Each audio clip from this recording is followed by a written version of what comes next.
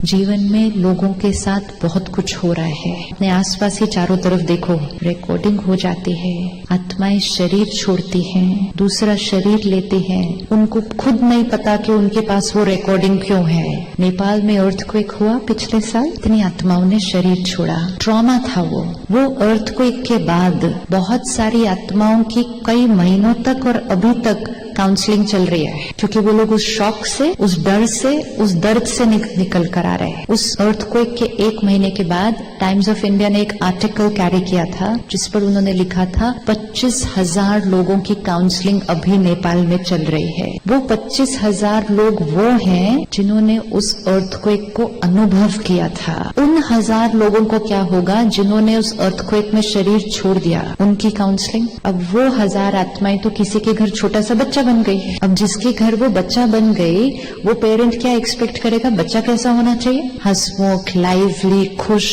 वो बच्चा अभी ट्रॉमा देख कर आया है, वो बच्चे के हाथ से अभी अभी उसका परिवार ऐसे छूटा था, वो बच्चा अभी अभी डर अनुभव करके आया है। वो बच्चा कैसा होगा, वो बच्चा घबराया हुआ, सहमा हुआ, अकेला नहीं जाएगा कहीं, रात को नहीं जाएगा कहीं, रात को कमरे में अकेला सोएगा नहीं। वो ऐसे बच्चे की कोई काउंसलिंग नहीं करता, उसका मजाक उड़ाते हैं, डरपोक तुम ऐसा कैसे हो। इन्होंने उतना दर्द महसूस किया, शरीर भी छोड़ा, सब कुछ छूटा।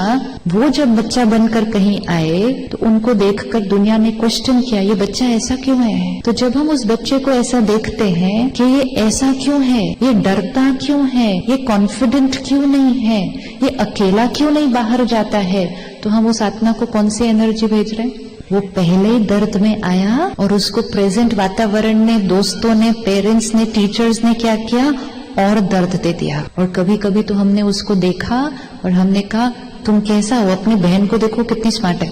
तो वो आत्मा तो बिल्कुल ऐसी हो गई, क्योंकि हम भूल गए ये आत्मा है, हमने कहा ये मेरा बच्चा है। दोनों बातों में बहुत फर्क है। ऐसा बच्चे का डरा हुआ होना नेचुरल है।